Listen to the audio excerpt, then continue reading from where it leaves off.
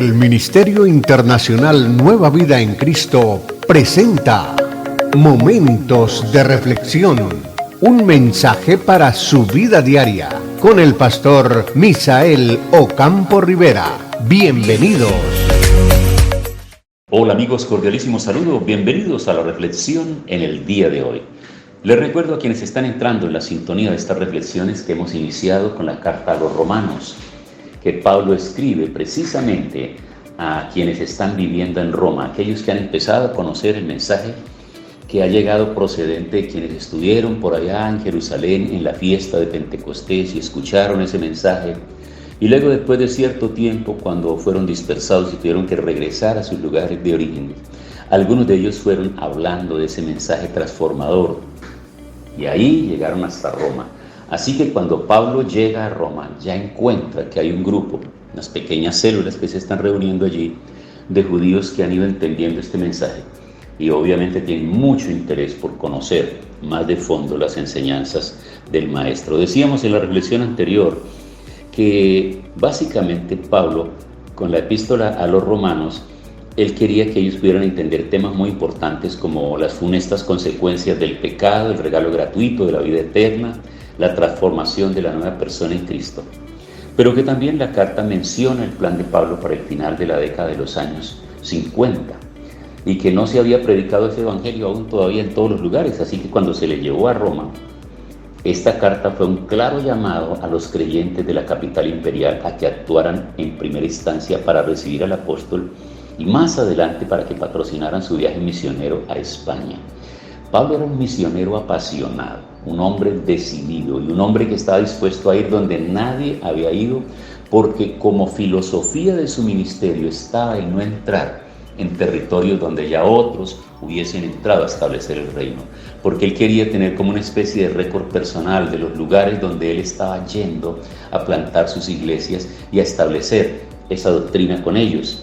Así que él está queriendo llegar hasta Roma y desde ahí partir entonces y llegar a hacer un viaje misionero a España.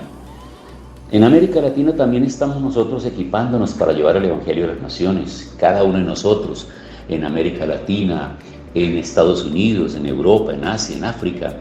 Salen siempre brigadas de misioneros por diferentes lugares y son hombres con ministerios poderosos, cada uno experimentando en su cultura, en su ambiente, en su lugar, en su idioma, en sus costumbres, ese llamado para ir a otros lugares donde hay personas que no han sido alcanzadas por el poder del Evangelio. Entonces, por eso nosotros nos beneficiaremos de conocer no solo lo que Pablo enseñó acerca de la salvación, sino por qué se lo comunicó a aquellos cristianos residentes en Roma y por extensión en qué consiste el llamado que Dios nos hace a nosotros a proclamar este Evangelio en el tiempo de hoy. Vamos a ver un poco acerca del autor y de la fecha. Dice que Pablo escribió Romanos cerca del final de su tercer viaje misionero durante su estadía de 3 meses en Grecia o en Acaya. Eso se registra en Hechos capítulo 20, versículo 2. Región donde estaban las iglesias de Atenas, Corinto y el puerto de Cencrea. Y Tercio le sirvió como secretario o como amanuense, y Febe, otra creyente, llevó la carta probablemente de Corinto a Roma. Eso se puede ver en el capítulo 16, versículo 1 y 2. En un viaje por mar que había durado de 2 a 3 semanas. Romanos podría fecharse en el año 58 después de Cristo, aunque para algunos el año 57 sería un poco más exacto. Estamos hablando de años de la era cristiana, ¿no? Después de Cristo. El estilo literario de Pablo refleja su doble crianza, judío y grecorromana. Por un lado era un rabí capacitado bajo la tutela de Gamaliel. Eso lo vimos nosotros, lo estudiamos y lo analizamos cuando pasamos por el libro de los Hechos y cuando él estaba presentando defensa de su fe. ¿Quién era el que le había instruido a él? ¿Quién le había enseñado? ¿Quién era el maestro? Así que cuando sabían que su maestro era Gamaliel, no podían dudar de sus capacidades, de su habilidad, de su conocimiento. Porque Gamaliel era un famoso fariseo que aconsejó al Sanedrín que actuara con paciencia con los seguidores de Jesús. Ese relato lo vimos por allá en el libro de los Hechos, en el capítulo 5, verso 33 al 40. Resulta evidente que su formación lo había preparado para defender el Evangelio de Jesús a la manera judía frente a otros estudiantes de la Torá, usando las mismas escrituras hebreas. Pero por otro lado, esta carta muestra claramente que el apóstol dominaba la lengua retórica griega, la habilidad y la capacidad que tenía Pablo. Eso lo vimos nosotros a lo largo de las diferentes intervenciones en las audiencias que tuvo frente al gobernador, frente al rey y posiblemente frente a otras instancias. Siempre fue un hombre con una eminencia, con una capacidad, con una habilidad, con una unción, con un uso de la palabra, con una oratoria, con una retórica y con un conocimiento fabuloso, extraordinario. Los motivos, predicadores, maestros, misioneros, los motivémonos nosotros a pedir del Señor esa sabiduría, esa inteligencia espiritual de la que Pablo habla por ahí en una de las epístolas. Porque no se trata de tener tanto en nuestra cabeza, sino de saberlo transmitir, de ser realmente medios y canales que podamos abrir nuestra boca y que la gente quiera prestar atención, porque es agradable oír a la persona, es agradable escucharle la habilidad, la forma como hace, como enseña, como puede transmitir ese conocimiento que tiene. Analicemos un poco el contexto histórico. En conjunto, el número de cristianos en Roma habría ascendido varios cientos. La iglesia allí era una red de congregaciones. Algunas de estas estaban ubicadas en Transmilenio, un barrio marginal donde solían vivir los judíos, y su condición socioeconómica era probablemente baja. Otros se reunían en casas de cristianos no judíos, como insinúa Pablo en el capítulo 14. El número de creyentes gentiles superaba al de creyentes judíos. Recuerde que ya después del libro de los Hechos, después del día de Pentecostés, ya no se puede hablar solamente de creyentes judíos, sino que también hay que hablar ahora de creyentes griegos, porque ese es el plan de salvación del nuevo pacto, que la salvación sea absolutamente para todos los pueblos, para todas las etnias, para todas las naciones. Entonces es importante tener en cuenta esto. Otros se reunían en casas de cristianos no judíos, y como insinúa Pablo en el capítulo 14, el número de creyentes gentiles superaba al de creyentes judíos. Roma tenía una población cercana al 1.000.000 y se calcula que probablemente contaba con 50.000 residentes judíos, un 5% de la población. Sabemos que en Roma y sus periferias había sinagogas, edificios que funcionaban como casas de oración y como centros de instrucción en la ley, la Torá. Y los cristianos eran una pequeña secta en un mar de paganismo. No contaban con edificios propios, con sinagogas de barrio o templos grandiosos, sino que se reunían en apartamentos o en viviendas privadas más grandes. Aquila y Priscila acogían una congregación en una casa, dice en el capítulo 16, versos 3 al 5. Y probablemente el capítulo 16 aluda a otras. Es posible que Pablo conociera a algunos de los destinatarios de la carta después de que los judíos fueran expulsados de Roma en el año 49 después de Cristo.